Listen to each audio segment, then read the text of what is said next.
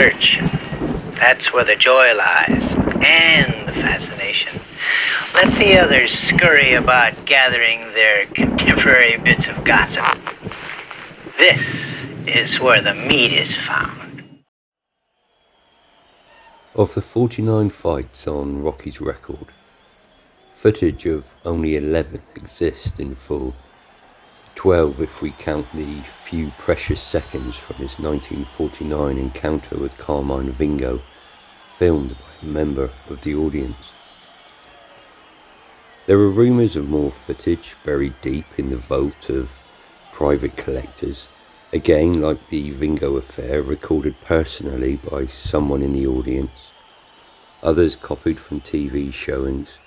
Even the original TV tapings filed away in tins, buried from public view. But these, as I say, are only rumours. No one as yet has come forward to definitively proclaim ownership of such treasures. And so, for many, the judgments made on Rocky as a fighter are based on the footage readily available from just those 11 encounters, leaving 38 on the floor. To judge him just on these does him a great disservice, especially from the championship contests where he climbed in the ring just twice a year. You see, Rocky was a fighter who had to fight often in order to be at his best. Twice a year did him no favours. As he himself admitted in later years, I had to fight more than just twice a year as I got rusty real quick.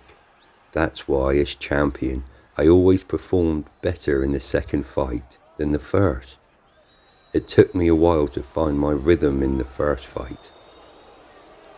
Of his pre-championship career, we have only 4 fights: Lane, Lois, Savode and Matthews. In these we get a clearer picture of Marciano, the terror of the ring, who boxing writers marvelled over, if not for his boxing skills, but more for his sheer swarming destructive power. In these battles we see a fighter who is engaging in his art on a regular basis. Every other month, even every month, he has his rhythm, is always in control. No rust, no tightness from overtraining. Against Lane, an overwhelming favourite in what Rocky described as his best fight, he manhandles the Utah heavy with relative ease, knocking him cold with one devastating punch. Against Lois, who sure was not the Lois of old, but was just, at least in terms of the fight game, old. Rocky is in control. He almost ends it in the first with a looping right to the ear. But throughout that contest, Rocky always looks like the winner. Against Savode, well, okay, Rocky looks off here.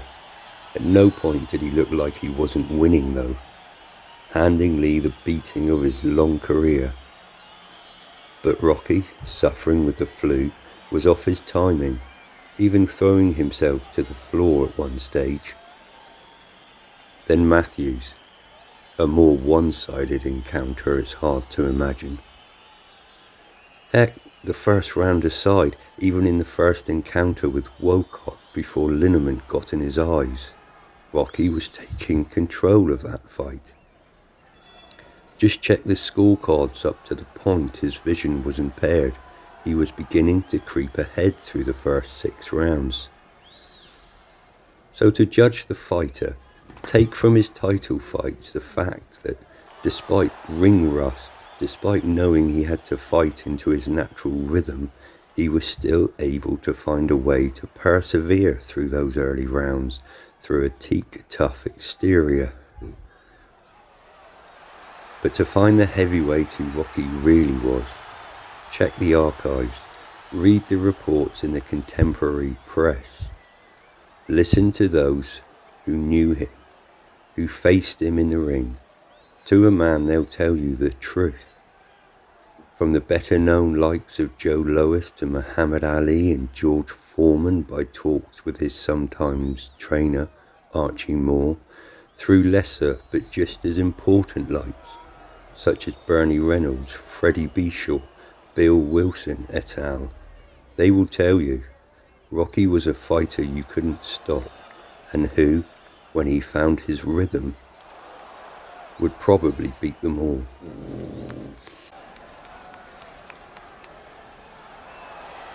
He was a great champion.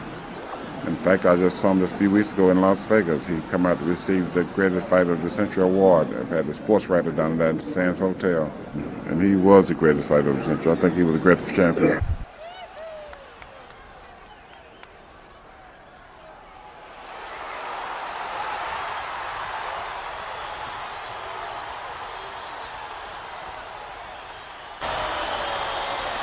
This is Rocky Marciano.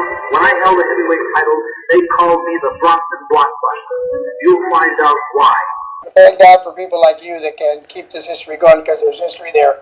And it's history that has never been repeated. So I kind of hesitated talking to you at the beginning. But when I read the book, I changed my mind. Yeah, I'd like to see it do better in No Kick. I mean, I like it, John, and I know, man, you put a lot of work into this, man, and I just would like to see you, get something out of it for your efforts and the work. And as a family member, you've written about things and interviewed people, things that I haven't heard before that were exciting. I think that you're really, really getting it down. And I'm not saying that you're not getting Rocky. You certainly are. Keep looking for that balance.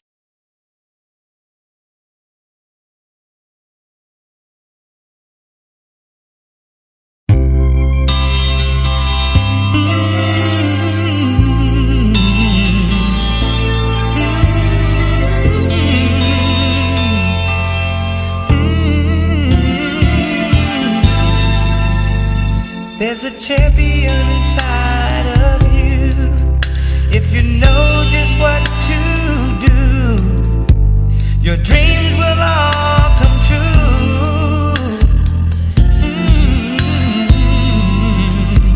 If you look inside yourself, you'll find your inner